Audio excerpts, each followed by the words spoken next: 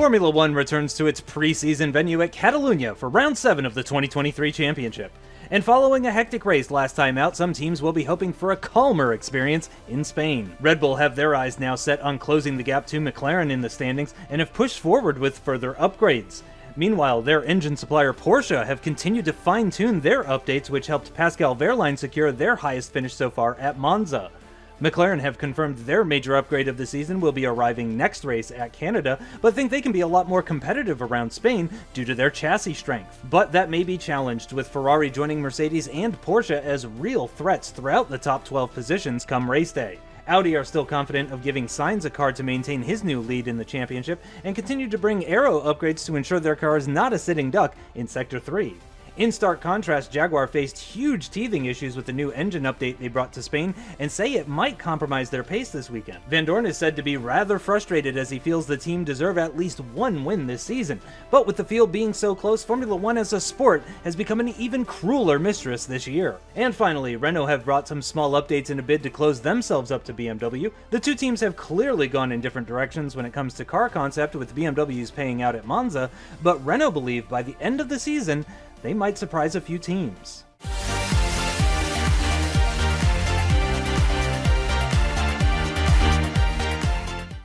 As qualifying came to a close on Saturday under the hot summer sun in Spain, it was the Red Bulls who had locked out the front row, with Pierre Gasly setting a 1:13.0, 13 hundredths quicker than Antonio Giovinazzi, and this was the first front row lockout of the season.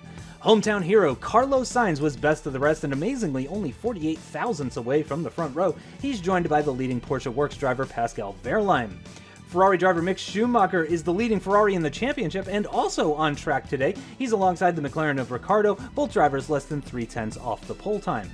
Charles Leclerc put his Mercedes into 7th and is desperate for a podium after Nil Poi in Italy, and championship contender Areva will join him on row 4 in the second McLaren.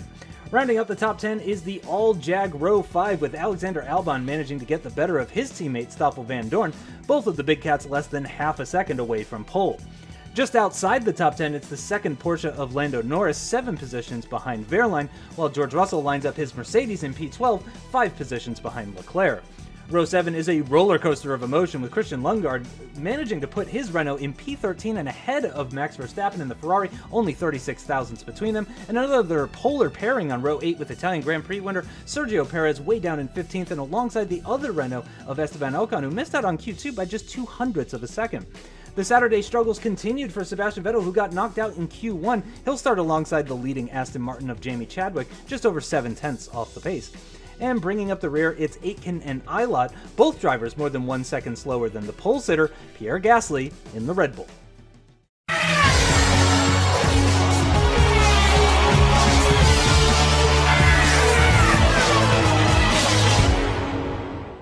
Hey, what's up guys, Aaron here, and welcome back to the episode of my F1 My Driver Career Mode Season 9, round number 7 today for the Spanish Grand Prix. If you guys did miss the previous one at the Italian Grand Prix, then be sure to go check the one out before you see this one. But we head into Spain then, with Carlos Sainz having a somewhat commanding lead in the championship after a rather hectic Italian Grand Prix for ourselves specifically, but also everyone, of course, with a shock victory for the BMW man Sergio Perez. But today, it is a front row of the two Red Bulls. They're looking mighty strong. The two Jaguars having some teething issues, and for us looking a little bit more competitive than Italy, but still waiting out for that major upgrade of this season, and that will come in next episode. So I don't know how this race exactly will go, but Spain is usually always been quite a hectic one as well at My Drive, with tyre wear being a major issue. Today the strategy will be a 2-stop, I feel, but there'll be a big question mark of others further down the field that are starting on the medium tyres. Will they be trying a very audacious 1-stop? How will that work out for them?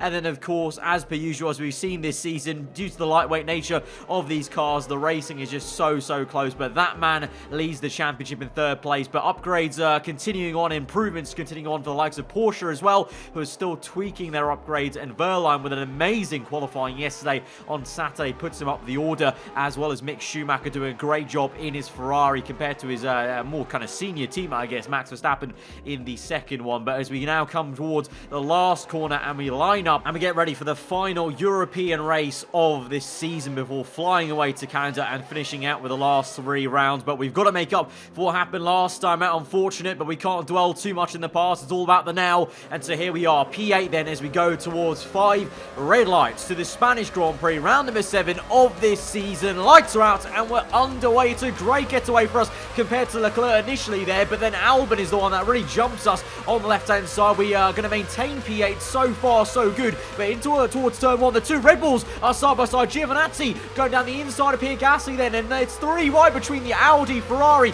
and Porsche nearly there as we swing through remaining in P8. Ricciardo's been squeezed out, so can we get our teammate early doors? We're going to make a huge dive to the inside there, nearly hitting the grass with the right-hand side of our car, but we're going to slide through up into P7 as we watch on. Then ahead of us, Leclerc v Wehrlein, so the 2 Red Bulls remain 1 and 2. Schumacher is up in 3rd place in the Ferrari, so a real quick start for the German, and Sainz a bit slow in P4. Meanwhile, look at that on the grass there for Wehrlein on the right. Those 2 still going at it. Leclerc and Wehrlein. Wehrlein squeezes Leclerc out, and now we've got a chance to go down the inside. We really force the move with Leclerc. He has to step off the throttle mid-corner there, which is usually nearly flat out in qualifying, but a little bit different on heavier fuel with 33 laps on board. And so we're up into P6, and now we can get a move on to our old teammate from seasons 2 and 3. So many years ago now, it feels like, as we go down the main straight. No DRS available, of course, so we're kind of level pegging now. It's a drag race in the straight line. Jaguar power v Porsche power into turn 1, though under braking. Our chassis lightness should help us out there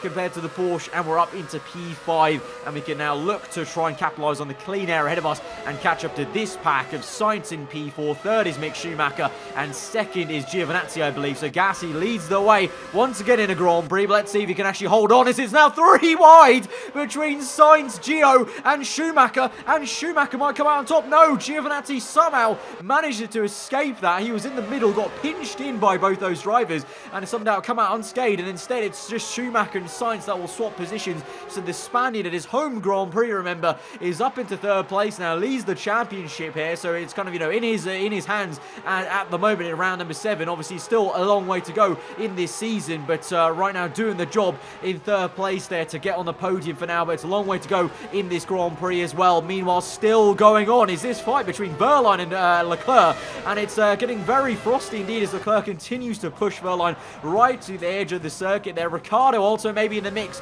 as now we move on to lap number 4 and looking at this fight, and we are now maybe going to join this fight and make it a 4-way fight for P2. Giovinazzi and Sainz side by side through turns 3. We're going to try and go around the outside if we can of Schumacher as he's caught up behind, kind of blocked off by the Italian. A little bit of wobbling and having to get the elbows out to force the move through on the German. Still having to do battling on the next turn there as he's still on the outside. You can see as the hand of anger goes up in the cockpit, and Schumacher made some contact with us, but we get it up in the inside, then eventually down the hill, and we're up into P4 of this Grand Prix. Maybe we can try and stick with the Red Bull. Meanwhile, a replay here, and whilst we're having that racing, this is Sebastian Vettel's Audi going up in smokes. It's going to be a DNF for the Germans. So at the first time really, Audi have looked a little bit weak in the engine department, either performance or reliability wise, as Vettel goes up in smokes, and that is a DNF for the German. Early doors, he wasn't too high up anyway, and that's maybe why his engine was suffering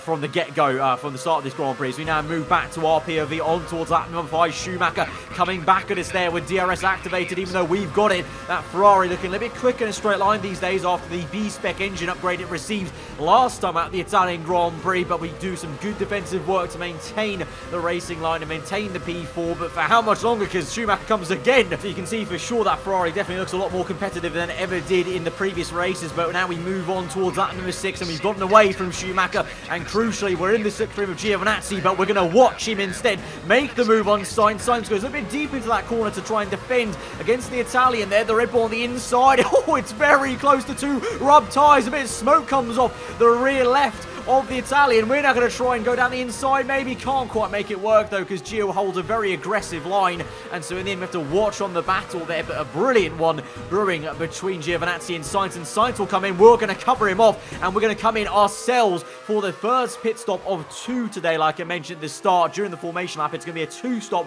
for most of us. That started on the soft tyres. The others that were outside the top 10, they might try a very bold 1 stop, and I say very bold because the tyre wear around Spain has has been very high. It was shown in preseason testing. Obviously, the tyres have been quite a mystery so far, a lot of people this season, you know, with the instances where they don't go off as much or they do. And so I just don't know if the one-stop's going to be the most ideal strategy. So I guess we'll see today more than ever in any Grand Prix so far whether that extra pit stop will be of use, because a lot of the time so far this season everyone's kind of managed still to do one less stop, whereas here I think honestly the 2-stop will be the faster way to go. And you can see the undercut has worked out an absolute treat. So straight away to cover off Sainz was a great move for us, as we've overtaken Giovinazzi, and so myself and Sainz are both ahead of him, and we're now going to look to close up to these two. The two Aston Martins. Ahead of them is one Pierre Gasly, who's also made his stop and has come out uninterrupted ahead of all of us, so he remains in kind of a net P1, but there's a lot of traffic up ahead of two BMW. You can see chasing after a pack that involves, I think,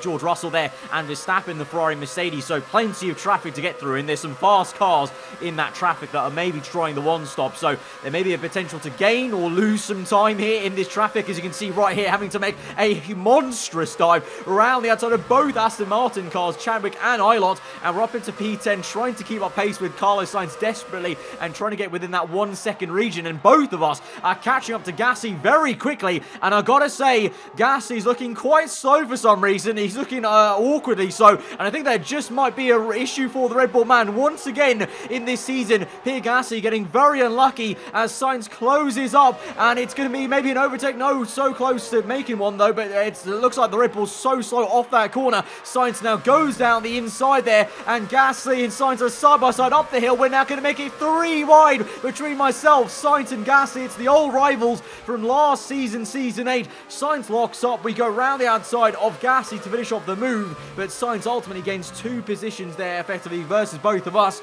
But Gasly, once again, getting very unlucky in this season, and the reliability issues are coming out once again. Obviously, remember, he had a mechanical failure in round 1 at Bahrain. He's had plenty of bad luck with damage to his front wing in the rounds to follow, and then once again, it looks like he's got another mechanical failure, slowing down his car. Meanwhile, though, the complete opposite in our world, we're flying here as we now go for a move on Sainz, and we're going to try and get this done into turn 1, though. That car is so quick in a straight line that even with DRS, it was a struggle. We had to really get it done under braking, but we've got the move. But for how long? I'm sure Sainz will come back at a rate of knots. Meanwhile, Gasly going very defensive and being attacked by the Aston Martin car. So you can see that's just how slow he is now in this GP with whatever issues he's got on the car. So I'm sure it's going to be no matter of time before Giovinazzi comes to overtake him and they swap positions. And speaking about swapping positions, Sainz gets us back down on the main straight. He's up into P8, and so you can see there's still 7 cars in this Grand Prix yet to pit on lap number 13. So all those guys will probably be making a one-stop. So that'll be the big question mark. And actually, there's a question mark of the tyre differences that we've got, because I'm on the medium tyres. I've only just realised Sainz, as we overtake him into turn 1 once again in swap positions, he's on the soft compounder tyre. Giovinazzi's opted for medium, so it's a difference of strategy. Let's see if it plays out for the Audi guys. Maybe the Audi team feel like they have better tyre wear than myself and McLaren and Red Bull. As now he goes for a move to the inside and forces me to give him the space because he's down the inside, well in there, gets the elbows out then on the outside now of the next left-hander down the hill. We're going to go very defensive and we lock up and take him wide, and that actually ensures that Giovinazzi nips down the inside there. So it's all getting quite close, and as that happens, we're all getting closer to these two scrapping ahead of Sergio Perez and Jack Aitken, the 2 stars of last race of the Italian Grand Prix. Perez, though, has just made his pit stop then, so great timing for us not to get held up by at least one car, but Aitken still goes on, and behind me you can see it's an absolute scrap and a half between Sainz and Giovinazzi. Once again, the 2 go toe-to-toe. Giovinazzi's made the move, and so he's overtaking the Audi. I had to go very defensive actually to stop him making a double overtake on the main straight. Now he's actually going to maybe have a half look. Oh, he's gone for a massive lunge. Giovinazzi from so far back, he's got the nose in, and he literally pushed us wide to get the job done. And look at that in the background, Gasly. I think he's also rectified the issue because he's looking quicker these days now because he's up behind the Audis. We now go for a move on the outside. It's going to be side by side through the high speed, left and right now, up the crest, and Sainz is going to make it 3 wide. Oh my word, Giovinazzi the long way around. We narrowly missed contact there with Giovinazzi. I don't know how on earth we've come out unscathed, but 3 wide through what is usually flat out corner in qualifying. Absolutely unreal stuff there. But we're now down to P5 because of that, because Sainz was supremely confident in that corner. But he's now going to make that pit stop. Of course, he's on the soft compound, like I said, as well as Gasly. So these two come in a lot earlier than myself and Giovinazzi will. Although, to be fair, I probably will still be coming in probably in about 3 laps time or so, just to make sure we get the undercut going, as it works so well for us in the first pit stop. But yeah, this man Gasly looks like he's maybe back to normal running, because he seemed pretty quick there, and he's actually not too far behind Sainz now in the pit lane. So we'll have to kind of see how that kind of develops and see if he continues to kind of make his way back through. But of course, at this point, he's probably lost the net race lead, and I think it's at the moment in the hands of Giovinazzi and then myself in second place, as we now come out of that second place into the pit lane to make that second stop, like I said, onto another set of medium tyres. So that is our race strategy complete, and now we go to the end of this Grand Prix. But a question mark of now, where is Carlos Sainz? Where is Pierre Gasly? As we've got a bunch of cars coming down the main straight, and there goes Sainz then, caught up in a bit of traffic. I might also be caught up in traffic, as Sergio Perez is now gonna squeeze us very much so into turn 1, but we just get it through. Meanwhile, though, Sainz unable to overtake Jack Aitken and that Renault, who's doing some fabulous work there. Renault with some upgrades this weekend, but Jack Aitken with a massive dive to the inside there, so fighting galore all the way down the field. But looks like Sainz has some damage to his front wing there on the end plate on the left-hand side, so that might just help us as we swing through and narrowly miss making contact with the Spaniard, such as the closing speed due to the lack of downforce on the front wing, and again through the left-hander. So we're literally right on the back of Sainz, pressurizing him to no end through the right-hander, where he overtook us. He's going to go slow and wide, and Sainz is in the gravel. Oh my god, that's huge for the championship. Carlos Sainz has just binned it in the gravel trap. He's not out this Grand Prix yet, but he's going to be so slow for sure. I don't know if he's going to make a third pit stop potentially to change that front wing, because he was going so slowly through that right-hander. But that's massive news for the championship. The championship leader is way down the order now, out the points for sure, you would say, at this stage of the Grand Prix. We make a beautiful little switchback move there on Aitken from left to right to get the job done in the last corner. But the BMWs are so quick in a straight line that it just doesn't matter. They fly past us. There's a reason why they, obviously one of them won the Italian Grand Prix. So those two are neck and neck again, as there's some infighting between Perez and Aitken. And right now, the more kind of junior man, Aitken's doing a great job, but Perez on the inside, we're going to go the long way round, trying to make it 3 wide if we dare on both BMWs, still looking to overtake Aitken. We've got Perez, though, on the right-hander into Sector 2. We're going to get the job done, and we're up into P13, but that was very treacherous. That could have been really bad for us. We were so close to Sainz's rear end, a little bit more left, and I could have been taken out by Sainz. And now we're looking at a replay here of, I think this is Gasly going off in this same spot. What on earth is happening to my two main rivals of F1 My Driver, Sainz and Gasly, both going off the same part of the section? I don't know what Gasly's issue is. I don't know if he has a car issue again. Maybe the same mechanical issue cropped up at the exact point he was taking the corner. But if you remember, that was the same place he famously lost it in pre-season testing in real life in 2019. But now we cut on to Carlos Sainz going very slowly. That's Gasly overtaking him, but both are going slowly in this Grand Prix. But Sainz looks like he might even be retiring. Yes, he is. Carlos Sainz parks it up in Sector 3, and that is massive news in this season. Both Audis out of this GP. Lando Norris is the one that leads the way on a set of hard tyres. He's trying to make a one-stop work, as well as Max Verstappen in second place. So the big question mark is, can those two and these guys, the Renault in third place of Ocon, fourth place George Russell, and there is P5 Giovinazzi. So Giovinazzi is the lead man on a two-stop, but you've got all the guys ahead of him on one-stops. Will their tyres last and go the distance? Will our two-stop workout? Will we be the faster cars at the end? And that's all on top of the fact that both Audis are out this Grand Prix. The championship leader is out this Grand Prix. The leading constructor is out this GP. It's just blown the standings wide open here today. And what that means for us then is we're here on lap 22. We're in P7, 2 places back from Antonio Giovinazzi, but we're being caught by Stoffel Van Dorn, who we haven't seen too much in this Grand Prix so far, at a rate of knots. Due to that, you would have seen on the heads-up display there on the right-hand side, I've got a bit of damage damage on my front left side of the front wing. So I don't know where that occurred. That might have occurred when Sainz went off, you know, because we got very close to his rear end. So potentially that could have been it. Or maybe when we went 3 wide with Giovinazzi and Sainz up the hill, that same part of the circuit, you know, I got so close, I almost was in disbelief that we didn't make some contact with Giovinazzi. So maybe we did. And so we've got a bit of damage there on our front wing. And so Vandoorne is flying. To be fair, though, he's flying in a straight line, not just the corners. As he flies past with DRS, he's up into P7.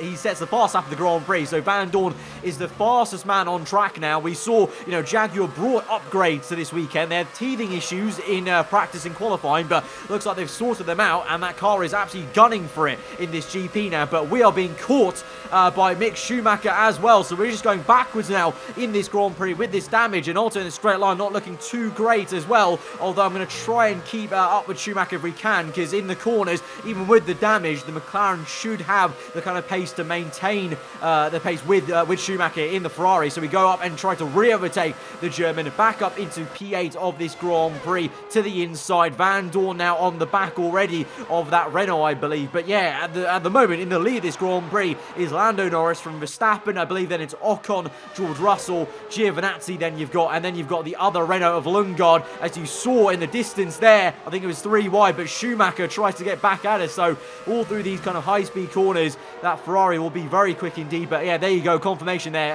Vandoorne was 3 wide with these 2 Renaults. He's overtaken one of them already, and now he goes for the second one there. But that's Russell then behind Giovinazzi. So Giovinazzi's already overtaken all those guys, and he's up into P3 now in this Grand Prix. But Russell will come back at the Italian to try and re-overtake him. So despite being on the hard tire on a different one-stop strategy, Russell looking like he has the pace to somewhat challenge and punch back at Giovinazzi. But more importantly, look behind him. That is Vandoorne right up the back of him there. So Vandoorne is flying in this Grand Prix. The Jaguar upgrades now without issues in the race, paying massive dividends. So I can't wait for those same upgrades next race weekend, potentially at the Canadian Grand Prix. As we now watch on Russell and Giovinazzi go side by side, and this just pays into Vandoorne's hand, because this just allows him to close up. So the Belgian man must be licking his lips at potentially making a move at some point, but these two are still going at it as Giovinazzi forces Russell onto the grass a little bit, and Vandoorne is down the inside, up the hill, and gets the job done. He's up into P4, and now might make a second move there on Giovinazzi on the left-hand side of his screen, the long way around through the left-hander into Sector 3. He does, and so Vandoorne is up into 3rd place. He's been, you know, way down the order so far in this Grand Prix, fighting back through traffic, but now he is literally electrifying here. He's flown through all this traffic, and now he's got clean air to press on and maybe try and catch this man Verstappen, and then this man Lando Norris in 1st place. Obviously at the moment they may have the advantage of track position, Lando and Max Verstappen, but those two are facing way more tyre wear than Vandoorne. So will Vandoorne be able to close up and overtake them by the end of this race? And what will happen between Giovinazzi and Russell? Because as much as Giovinazzi is trying to finish this move off on Russell, Russell actually looks pretty decent on the hard tyre. So I don't know if Giovinazzi himself has maybe some small teething issues in the cockpit like his teammate did. Meanwhile for us, in our cockpit, we're still yo-yoing about with Mick Schumacher for P9 and P8. As you know, we don't have the pace in the straight, but we do have it somewhat in the corners. But now even that pace is falling away, as now Pascal Wehrlein is flying past us with DRS. We're trying our best to keep up and, you know, re-overtake these guys in the corners, but, you know, eventually the tyre wear kicks in. You know, eventually those guys have the overriding pace with a lack of damage to their front wing, of course. And so as we go on to re-overtake Wehrlein, I imagine he's going to stick with us throughout this entire lap and just try and re-overtake us maybe. But whilst I'm being pressurised by Wehrlein, the cars ahead of us on those one-stops are really feeling the tyre wear now, and so Lundgaard gets overtaken by Schumacher. And so although we may be going backwards compared to everyone else on a 2-stop, we can still make some moves going forwards on the 1-stoppers, because their tyre wear is now coming in. So with 3 laps to go, that's why I'm saying this is going to be so interesting at the end here, because you can see the grip difference. Even with damage to my front wing, I'm able to go sailing around the outside of Lundgaard and make that pass. And so ahead of us, will Vandoorne be able to catch Verstappen and Lando Norris for a crazy race victory from so far back on the grid and in this Grand Prix? Or will one of them, Norris or Verstappen, be able to hold on? That would be quite something in itself, you know, with a Porsche or the Ferrari to win this Grand Prix, especially after the season Verstappen's had, and especially remember since Lando Norris was in the lead of the Italian Grand Prix at one point and then had an engine failure. So that would be quite poetic justice in a way, but we're just going to have to see how it plays out. We've had a few Spanish Grand Prix like this in the past in F1 My Driver, where the tyres have just fallen off right at the end. So I think this is going to go down right to the wire, and to the last lap of this Grand Prix is now Giovinazzi is in P4, P4 ahead of now Ocon, who's actually managed to overtake Russell. So maybe Russell now is feeling his tyre wear as he's fallen behind the Renault now. So the Renault is in a very lofty P5 position, but this is Lando Norris leading the way, but now coming in for a late pit stop. So Lando Norris and the Porsche Formula 1 team don't believe they can continue on, so that's going to give the race lead to Max Verstappen in the Ferrari. So it's a late call from Norris and Porsche, but, you know, they were so far ahead that they'll come out, you know, near enough maybe just behind us on fresh tyres, so they might be flying in the last 2 laps of this Grand Prix. But now Verstappen leads, Van Dorn in second place, and meanwhile we're being overtaken once again by Wehrlein. But look at that, I think that was Lando Norris who just was coming out the pit lane right behind us. So as Wehrlein overtakes me, I've got Albon behind me, and behind Albon, not too far, is Lando Norris. So those guys might be coming out at a rate of knots. Remember Albon in the other Jaguar, we've seen how quick the Jaguars look so far in this race, and now Albon, look at the horrendous dive from him. He's so confident now. So the Jaguars are coming alive. The Jaguar works cars are in a world of their own, it would seem, compared to every other car, because Van Dorn is catching Verstappen, and Albon now, I mean, the way he just overtook me, I was so caught off there by the speed he closed up to me on that right-hander, much like when Giovinazzi dive bombed me. So, yeah, so Van Dorn, speaking about the Jaguar, the other Jaguar, he's in second place. He's closing up even more so. I mean, he's only like 2 corners behind Verstappen now, so it's only a matter of time, I would say. But Verstappen is now going to come in, and so we won't even see an on-track overtake, because Verstappen is calling it quits like Lando Norris did. So the one-stoppers, they tried as hard as they could, but in the end, the one-stop just couldn't pay out. Like I said, the tyre wear was going to be way too much on the hard compound. They went for the gamble. Fair play to them. You've got to commend them for trying the gamble, but now that is allowed Van Dorn in a very commanding lead. The man who said, you know, the team deserved at least one race victory in this season so far, well, they might just get it now in this Spanish Grand Prix as he leads from Antonio Giovinazzi in second place, and now it's third place. It's scrapping away between Wehrlein and Schumacher and Alexander Albon maybe as well. So on the last lap of this Grand Prix, that last podium slot may be up for grabs, and also Lando Norris, look at him going round my outside for P5, so he's going at a rate of knots on the soft tyres. Like I mentioned, you know, even though he had to, you know, sacrifice the race lead then to make the late pit stop, he's going to be so quick now on the soft, so he might even be able to catch up to that car up ahead, potentially, of Albon. You know, despite, obviously, we know how quick the Jaguar has been this race, he's just flying because he's on the freshest tyres possible out of anyone in this Grand Prix. But we are on the last lap of the Grand Prix, and the way things stand, it's going to be this man, Stoffel Van Dorn, that will come through to nearly lap Pierre Gasly, I think that is. He's going to come through for the victory at this Spanish Grand Prix. It's been such a long time since Van Dorn stepped on the top step of the podium. He wanted one victory for his team this season, and he's got it today. Second place Giovinazzi, and third, it looks like it'll just about be Mick Schumacher as my tyres completely go off the cliff on the end there on the last corner. But yeah, Stoffel Van Dorn wins the Spanish Grand Prix with both Audis out of this one, Giovinazzi in second and Schumacher third. That has just blown open this championship, not only in the drivers' standings, but also in the constructors as well. I feel like Jaguar have made a massive step up today, Red Bull as well, and obviously Audi scored 0 points in all accounts, so that's going to be massive for the last remaining 4 races of this Grand Prix. But there are the full race results then. Van Dorn in first place, Giovinazzi second, Schumacher just about grabs third place there. Wehrlein unfortunately has to settle down for his equal best position that he got last race in P4, with Albon having a great recovery drive as well in P5. Then myself just by Lando Norris in P7 and 6 respectively. Christian Lundgaard with an amazing showing for Renault, once again scoring more points than his more senior teammate Ocon in P8. Verstappen comes home in P9, having made that late pit stop along with Lando Norris. Leclerc in P10, and then to round out the points is Jack Aitken, and then Jamie Chadwick with a very surprising 1 point there. You know, went under the radar as we didn't see the kind of second half of the order because there was so much going on in the top 5, kind of 6 fight there. But Jamie Chadwick with a very under the radar P12 and 1 point for Aston Martin Racing. But what that means in the standings then is that Antonio Giovinazzi takes the lead of the championship by 1 point to Carlos Sainz. So Giovinazzi stepped up to the plate, and he is batted 100 here for Red Bull, and so he leads the way, 1 point ahead of Carlos Sainz. We're now 5 points behind Sainz in third place. Van Dorn up into P4. He's only 1 point behind me. So in the blink of an eye, in one race, this may have just become a four-way fight between Giovinazzi, Sainz, myself,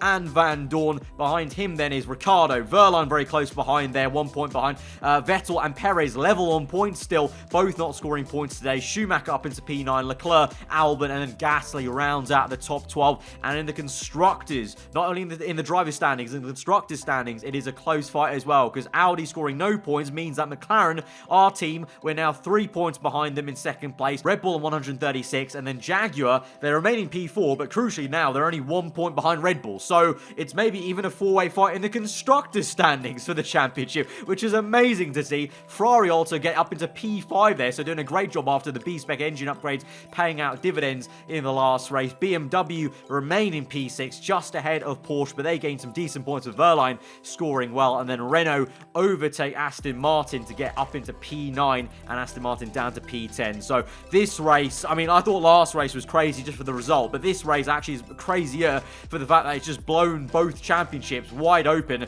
with only 4 rounds to go. So if it wasn't crunch time yet, it is very much crunch time now in the F1 My Driver Career Mode Season 9. Guys, if you did enjoy the episode, then be sure to smash the like button. Let me know what you thought in the comments below. If you're new around here, then do subscribe for weekly full-on content. I've been Arava. Hope you guys enjoy today. I'll see you guys next time. Goodbye.